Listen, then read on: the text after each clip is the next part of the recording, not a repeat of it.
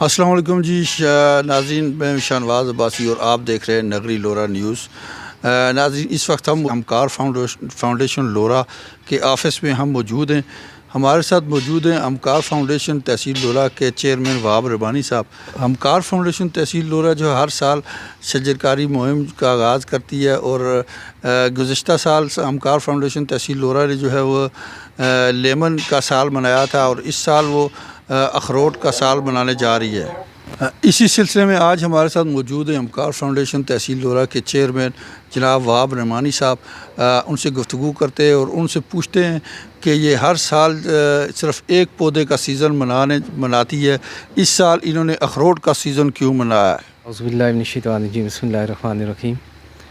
شاہنواز بھائی، آپ کی بڑی نوازش کہ آپ نے اس شجرکاری کی اہمیت کو جان کر آج ہمارے یہاں تشریف لائے، اور آپ کی یہ لگتا ہے کہ آپ لوگ بھی اس میں پوری طرح دلچسپی لے رہے ہیں۔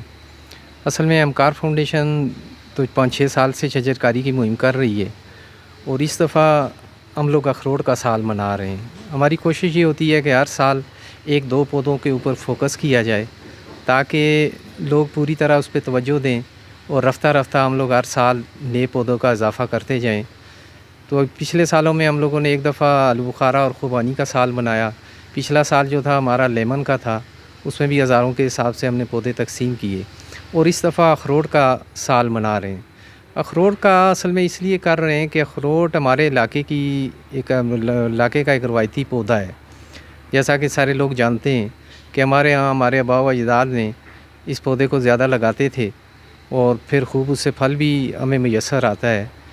سب سے بڑی خوبی اخروٹ میں یہ ہے کہ جو سائنسی تحقیق ہے اس کے مطابق اخروٹ کا پودا کم از کم 80 سے 90 سال پھل دیتا ہے، اور پھل دینے کے بعد بھی یہ مزید بھی پھل دے گا۔ مطلب یہ نہیں کہ لازمی 80 سال 90 سال ہی دے، 100 سال 120 سال بھی، اور اس کی ایج بھی 120-30 سال تک ہوتی ہے۔ تو اس طرح ایک پودا جو آپ لگاتے ہیں وہ کئی نسلوں کو فائدہ دیتا ہے۔ دوسرا یہ ہے کہ اس پھل میں اگر آپ پھل جب آتا ہے کوئی پروسیس کرنے کی اس کو ضرورت نہیں ہوتی، خراب نہیں ہوتا، لوگ اس کو سالوں رکھ لیتے ہیں۔ اور اب مارکیٹ میں تقریباً ڈرائی فروٹس میں سب سے مہنگا یہ ڈرائی فروٹ ہے۔ تو اس لیے ہم چاہ رہے تھے کہ ہمارا چونکہ انوائرمنٹ، ہماری جو مٹی ہے اس کو کافی سوٹ کرتی ہے، تو کیوں نہ ہم لوگ اس کو کمرشل بنیادوں پہ لگائیں۔ تو اس کے لیے ہم لوگوں نے کچھ باغ رکھیں جو ہم رعایتی نرخوں پر دیں گے، اور کچھ پودے جو ہیں وہ ہم لوگ ان کو رعایتی نرخوں پہ دیں گے۔ اس وقت چونکہ اب مہنگائی بھی بہت زیادہ ہو گئی ہے، بازار میں 200-250 روپے کا ایک پودا ملتا ہے اخروٹ کا، تو ہم نے اس سال اس کی قیمت جو ہے وہ 100 روپیہ رکھی ہے، چونکہ باقی ہم لوگ سبسڈی دیتے ہیں اس کے اوپر۔ اور پھر ہم لوگوں نے باغ رکھے ہیں، اس میں 20 پودوں کا ایک باغ ہے جو 1500 روپے میں ہم لوگ دے رہے ہیں۔ تو انشاءاللہ ہمیں امید ہے کہ لوگ کافی کو رابطہ بھی کر رہے ہیں، اور ہماری کوشش ہے کہ انشاءاللہ اس سال اسی ہفتے کے اندر انشاءاللہ ہم پودے لے آئیں اور لوگوں کو اطلاع بھی دیں گے۔ اور تمام احباب سے بھی میں گزارش کروں گا کہ بہت ساری ہماری زمینیں پڑی ہوئی ہیں جن میں ہم لوگ اپنا کاشت کرتے ہیں، ویران زمینیں پڑی ہوئی ہیں، تو اس کو اگر کارآمد بنایا جائے اور وہاں پودے لگا لیے جائیں۔ اور میں یہ کہوں گا کہ پودے خالی یہ گھر کے لیے نہیں ہونے چاہیے، بلکہ کمرشلی بنیاد پر آپ ان کو لگائیں۔ اور دیکھنے میں یہ آیا کہ جن لوگوں نے بھی اگر کسی کے باغ میں 20 پودے کم از کم لگے ہوئے ہیں، تو آئی تھنک کہ اسے کوئی اور مزدوری کرنے کی ضرورت نہیں ہے۔ اس کی اہمیت کا اندازہ آپ اس سے لگا لیں کہ پچھلے سال جو اخروٹ کا ریٹ تھا، وہ ایک دانہ اخروٹ کا جو تھا وہ 5 روپے میں مارکیٹ میں بکا ہے۔ تو اگر 20 پودے لگے ہوئے ہوں تو میں سمجھتا ہوں کہ ایک بندے کا پورے سال کا خرچہ اس میں سے نکل سکتا ہے۔ تو اس دفعہ انشاءاللہ ہمارا پورا فوکس ہوگا اس کے اوپر، اور میں لوگوں سے بھی اپیل کروں گا کہ وہ ہمارے ساتھ تعاون بھی کریں، اور اس شجرکاری مہم کو بڑے احسن طریقے سے ہم لوگ آگے لے جانا چاہتے ہیں۔ آپ کا تعاون ہمیں درکار ہوگا، اور انشاءاللہ حسب سابق آپ لوگ بھی ہمارے ساتھ تعاون کریں گے۔ سر، اب 4-5 سال سے پودے تقسیم کر رہے ہیں، اب تک آپ کو اندازہ ہے کتنے پودے تقسیم کر چکے ہیں آپ؟ شاہنواز بھائی، یہ 4-5 سال تو نہیں، ہمیں 8-10 سال ہو گئے ہیں تقریباً یہ کام کرتے ہوئے۔ پہلے چھوٹے پیمانے پہ ہوتا تھا، اب چونکہ مرکزی سطح پہ ہم لوگ یہ کام کرتے ہیں، تو میرا اپنا اندازہ ہے کہ کم از کم 10,000 سے اوپر پودے جو ہے ہم لوگ لگا چکے ہیں اور لوگوں کو تقسیم کر چکے ہیں اس وقت تک۔ تو آپ پودے فری کیوں نہیں تقسیم کرتے؟ بڑا اچھا سوال کیا آپ نے.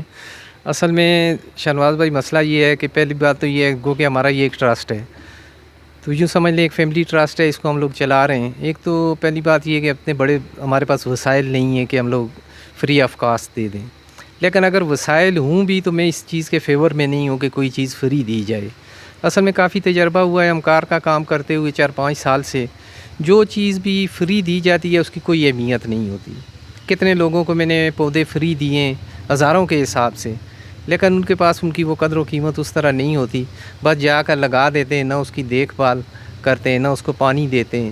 تو جب ایک بندہ اپنی طرف سے بھی کنٹریبیوٹ کرتا ہے, اپنا پیسہ بھی لگاتا ہے, تو پھر اسے احساس ہوتا ہے کہ میں نے اس پہ 150 روپیہ خرچ کیا ہے, اور اس طرح اس کی ایک شراکت ہو جاتی ہے اس عمل میں. تو وہ جہاں پیسہ لگاتا ہے انسان پھر ظاہر ہے اس کی دیکھ بھال بھی کرتا ہے. تو واحد مقصد یہی ہے کہ ہم لوگ زیادہ سے زیادہ اس میں لوگ اس کو خریدیں, اور وہ رعایتی قیمت پہ ہم لوگ دے رہے ہیں. اب بازار میں آپ نے دیکھا ہے, چیک بھی کر لیں کہ 200-250 روپے کا کم از کم بازار کے اندر پودا ملتا ہے. تو ہم لوگ سبسڈی دے کر اس کو 100 روپے میں لوگوں کو دے رہے ہیں تاکہ زیادہ سے زیادہ لوگ اس سے مستفید ہوں. پھر یہ ہوتا ہے کہ وہ 100 روپے جو ریٹرن ہمیں ہوتے ہیں تو اس سے ہم مزید انویسٹمنٹ اس کے اندر رکھتے ہیں, چونکہ ہر سال ہمیں کرنی پڑتی ہے, اور یہ ہمارا ہزاروں میں نہیں لاکھوں میں چلا جاتا ہے بعض اوقات اخراجات اس کے.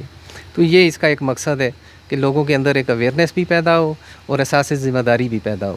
ہمارے ناظرین جو دیکھ رہے ہیں ان کو کیا پیغام دیں گے آپ؟ پیغام سب سے بڑا تو یہ ہے کہ سب سے بڑا المیہ ہمارا اس ملک کا یہ ہے کہ آج ہم سارے رونا رو رہے ہیں کہ آٹا مہنگا ہو گیا ہے, دالیں مہنگی ہو گئی ہیں.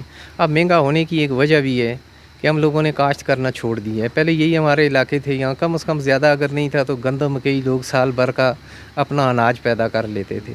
لیکن آپ دیکھیں کہ 80% لوگوں نے زمینیں غیر آباد کر دی ہیں, اور ایسی ایسی زمینیں ہیں کہ جن کو دیکھ کے دل جلتا ہے کہ ایک دور تھا یہاں چاول اور کیا کیا چیزیں پیدا کرتے تھے ہمارے بزرگ, آج وہ ویران پڑی ہوئی ہیں.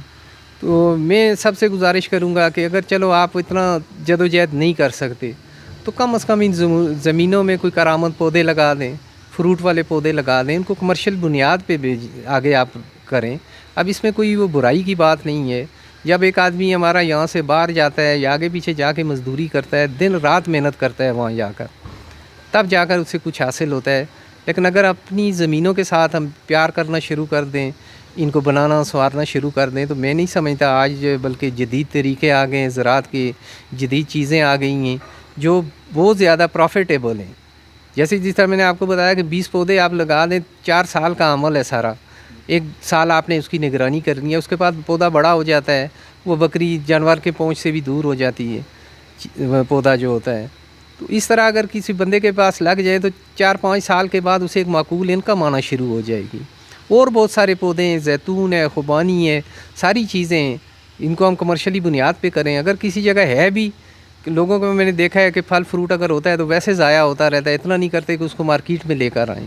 تو یہ ایک ہماری ایک کاوش ہے کہ اگر اس طرح کچھ لوگ آمادہ ہو جائیں اور اس طرح کے باغات اگر لگائیں وہ پراپر طریقے سے, اور 2-4-10 ہمارے پاس ماڈل فارم بنے ہوئے ہوں اس طرح کے, تاکہ لوگ بھی اس سے تھوڑا سا انسپائر ہوں اور وہ بھی لوگ اس کو کرنے کی. چونکہ ہمارے معاشرے میں ایک دیکھا دیکھی کا عنصر بھی بڑا پایا جاتا ہے. کوئی کام ایک بندہ کرتا ہے تو دیکھا دیکھی دوسرے لوگ بھی کام کرتے ہیں. تو یہ کام اگر پازیٹیو انداز سے اگر ہم لوگ کریں تو میں سمجھتا ہوں کہ ہمارے اس علاقے کی تقدیر بدل سکتی ہے. ہمارے اس علاقے میں آپ نے دیکھا ہے کاؤ ہے اتنا بے شمار, جسے ہم جنگلی زیتون کہتے ہیں, اس کے اوپر قلم کاری ہونی چاہیے, اور اس کے لیے بھی انشاءاللہ ہم لوگ کوشش کر رہے ہیں کہ کوئی ایسا طریقہ کار اپنایا جائے. گورنمنٹ کے ہاتھوں کی طرف دیکھتے رہتے ہیں ہم لوگ, ہاتھ پہ ہاتھ رکھے, خود سے کوئی کام نہیں کرتے. تو انشاءاللہ میری آئندہ آنے والے وقت میں یہ بھی کوشش ہوگی کہ ہم لوگ ایک قلم کاری کا جو کام ہے انشاءاللہ امکار کے ذریعے سے خود ہم لوگ شروع کریں گے, اور مجھے امید ہے کہ سارے لوگ اس میں تعاون بھی کریں گے. یہ تھے ہمکار فاؤنڈیشن تحصیل لورا کے چیئرمین جناب وہاب رحمانی صاحب. آپ نے گفتگو سنی اور ان سے کافی معلومات بھی آپ نے ان سے شیئر کی, انہوں نے آپ کے سامنے. ہمکار فاؤنڈیشن تحصیل لورا کا ساتھ آپ ضرور دیں, ان سے تعاون کریں. صاحب استطاعت لوگ جو ہیں ان سے ریکویسٹ بھی کرتے ہیں کہ وہ بھی ان سے ساتھ مل کے کام کرنا چاہیں گے, تو وہ ضرور ان کے ساتھ دیں. مزید انشاءاللہ نیکسٹ پروگرام کے لیے آپ سے خدمت میں حاضر ہوں گے. اس وقت تک کے لیے ہمیں اجازت دیں. اللہ حافظ.